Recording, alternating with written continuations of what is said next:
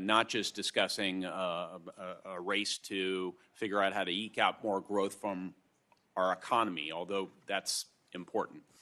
Not just trying to identify how humans can flourish more, especially Americans, through application of AI solutions to our daily lives in various ways. But this is an issue of national and economic security. I want folks at home to get that. I know all our panelists are highly conversant and knowledgeable about that.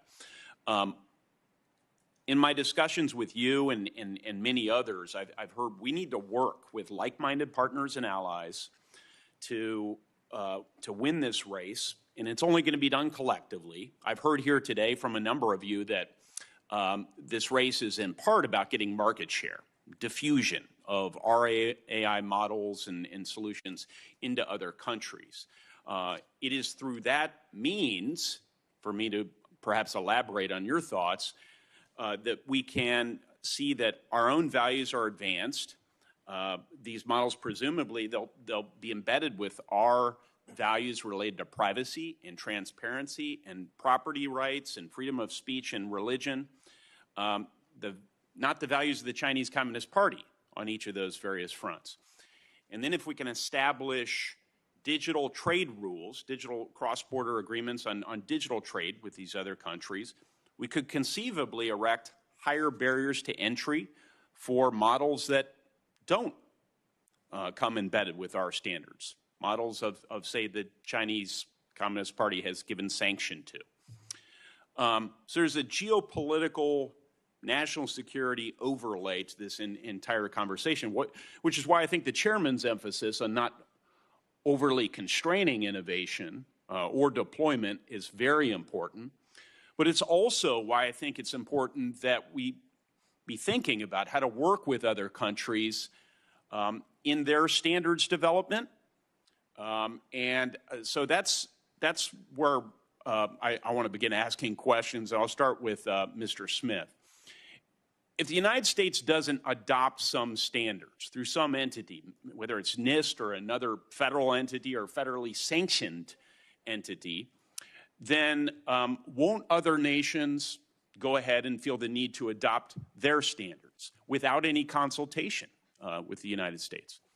I think it's a really important point you make, and it is the lesson from the evolution of privacy law. The United States didn't adopt a national privacy law. Europe did twice, and most American companies of any size today apply across the United States work that complies with European privacy law. It's just more efficient. So I think the United States needs to be in the game internationally to influence the rest of the world. And you cannot be in the game if you do nothing. You must do something. So you take Senator Cruz's idea, a lightweight approach, yes, and then you build support around it. So just to unpack that, and I'll stick with Mr. Smith with apologies to everyone else because my time's limited. Would it be easier to shape the standards of other large economy countries that share most of our values if we already have a set of standards adopted? Generally, yes. I think we always have to be careful because if you go too soon, you go before the standards have really come together.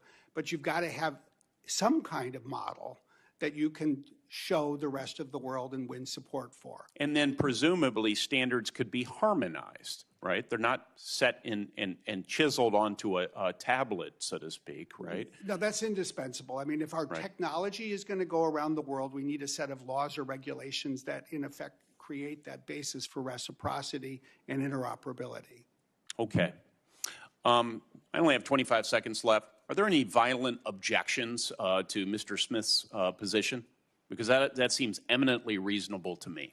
Seems consistent with the light touch approach, but it also shows a certain sense of urgency that the United States needs to act. The last thing I'll say in my remaining 10 seconds is that I am planning on introducing legislation today called the AI Public Awareness and Education Campaign Act with several of my colleagues. Our aim is to have a whole-of-government approach to foster greater awareness of AI literacy and grow STEM opportunities to create the next generation of our workforce, and looking forward to moving that forward. So it will be available for public review, critique, even accolades, and Mr. Chairman, I yield back. Thank you. Senator Blunt Rochester. Thank you, Chairman Cruz.